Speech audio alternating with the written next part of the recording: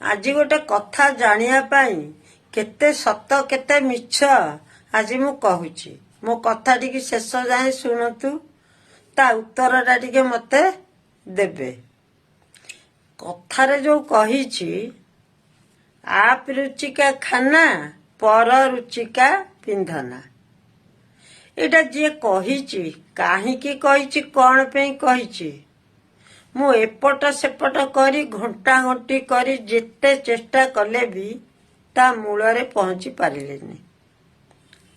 ଦେଖ, ଆଗ ପ୍ରଥମେ ଭାବିଲି କେତେ ସତ କେତେ ମିଛ ପରୀକ୍ଷା କରିବା।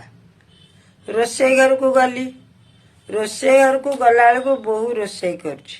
ମୁଁ ଯାଇ କହିଲି, ମା ଲୋ, ଆଜି ଭାତଟେ କରିବୁ, ଭଲ କିରି ଗୋଟେ ଡାଲମା କରିବୁ, ଆଳୁ ଭର୍ତ୍ତା ଟିକେ କରିବୁ, ଶାଗ ଖରଡ଼ା ଟିକେ କରିବୁ, ଗୋଟେ ଲେମ୍ବୁ, ଗୋଟେ ଭଲ କଞ୍ଚା ଲଙ୍କା, ଭାତରେ ଟିକେ ସରସର କିରି ଗୁଆ ଘିଅ ପକେଇକି ଆଜି ଖାଇବାକୁ ଦବୁ, ମନ ଡାକୁଛି।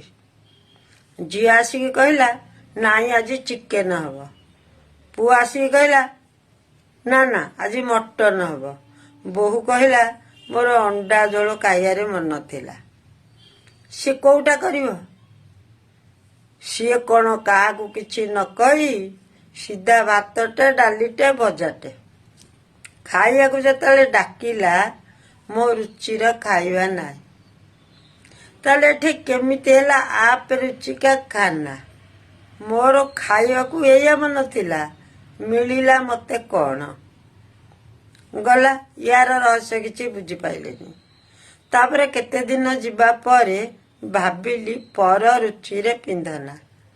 ମୁଁ ମୋର ଶାଢ଼ୀ ଦୋକାନକୁ ନିଜେ ଯାଏ ହେରି, ମୋ ପସନ୍ଦର ଶାଢ଼ୀ ବାଛିକି ଆଣେ ହେରି। ପିନ୍ଧିଲା ବେଳେ କିଏ କହେ ଭଲ ଦିଶୁଛି, କିଏ କହୁଛି ଭଲ ଦିଶୁନି। ମୁଁ କଥା କିଛି ଶୁଣେନି। ମୁଣ୍ଡରେ ଯେହେତୁ ଗୋଟେ କଥା ପଶିଲା, ମୁଁ 4 ଜଣ ଲୋକଙ୍କୁ ନେଇକି ଗଲି, ସାଙ୍ଗ ଲୋକଙ୍କୁ ନେଇକି ଗଲି ଶାଢ଼ୀ ଦୋକାନକୁ। ସେଠି ନିଜେ ମୁଁ ଠିଆ ହେଲି ଚୁପଚାପ। ସେ 4 ଜଣ ଯାକ ଶାଢ଼ୀ ବାଛିଲେ।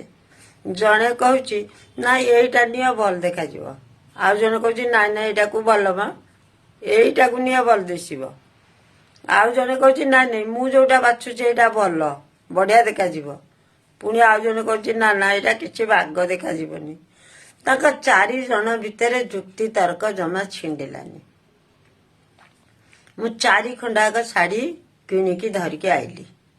ଅଟୋ ଖର୍ଚ୍ଚ କରିକି ନେଇକି ଗଲି। ଦାନ ଦିହକୁ ଦକ୍ଷିଣା ବାଟରେ ତାକୁ ଚା ଜଳଖିଆ ଖୁଆଇଲି। 4 ଖଣ୍ଡ ଶାଢ଼ୀ ଘରକୁ ଧରିକି ଆଇଲି।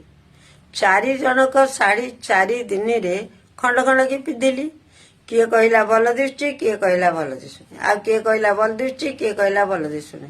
ତାହେଲେ ପର ରୁଚିରେ ମୁଁ ଶାଢ଼ୀ କିଣିକି ଆଇଲି, ସେଇଟା ବି କିଛି ମତେ ସତ ଲାଗିଲାନି।